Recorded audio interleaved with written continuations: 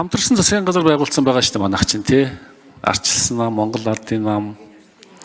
Тэгээд энэ засгийн газрын мөрийн хөтөлбөрт орсон маш том ажил бол энэ 20 минутын хот гэдэг мөрийн хөтөлбөрийн одоо заалт байгаа. Энийг хэрэгжүүлэх үндэс нь өөрөө энэ хот усны хууль байгаа юм л та. Уулна.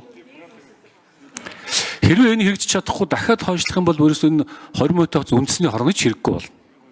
Ямар ч шаардлагагүй болно. Тэгээ гадуур бас буруу зүрх ойлголт өгөөд баг 14 хот 14 захирагчтай болох юм гэсэн яриануд гарсан. Яг үнэндээ анхны санаачлах нь бол энэ яг таны хажууд байгаа төрийн албан агчид бүх эрх мэдлийг шилжүүлээ гэсэн санаачлах байсан. Нөгөө мө хорон дарах өрхий юу шийддэг хүндэл эрх мэдлүүдийг тэр доод чатан шилжүүл доор нь бол асуудлаа шийддэг бая гэсэн санаачлагаар анх энэ хууль явж исэн юм а. Би бас тохоо үед оролцоод явж исэн. Яг үүндээ өчтөр намайг Бат Эрдэнэ гишүүнд үндэсний хорон дарааж ажилласан гэж хэлээ. Би ажилласан.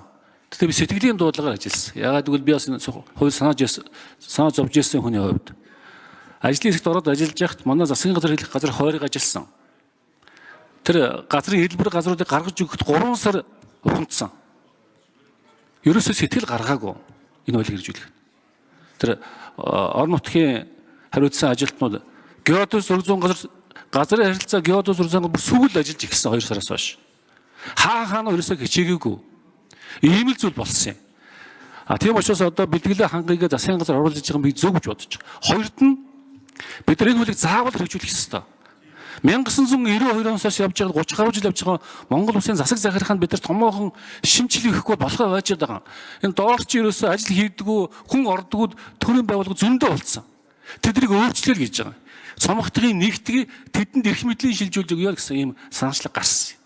Тийм учраас энэ хуулиудыг одоо биднээс анх ярьж ирсэн. Тэгээд одоо манай нэг их хурлын хэд сонгогдсон гишүүдийн тэр ярьж ийн л одоо үндэсний хороонд орж болохгүй л гэж. Тэр бол байж болно. Гэхдээ энэ зарчмаа их хурлаар тогтоох ёстой. Их хурлын гишүүн тим ажил орж болохгүй шүү дээ. Бүгдээрээ мөрдөх ёстой. Нэг хүн тийм субъектив байдлаар хандж болохгүй гэж би бодож байгаа. Ер нь 3 сонгогдчихлоороо хүний дээд ухаантны охин болчт юм уу би сая бодоод байгаа. Зарим гишүүдийг. Тийм учраас одоо энэ хуулийг одоо хойшлуулах нь зөв. Гэхдээ заавал хэрэгжүүлэх ёстой. Дахиж битгий хойшлуулах гэж хүсэж байна.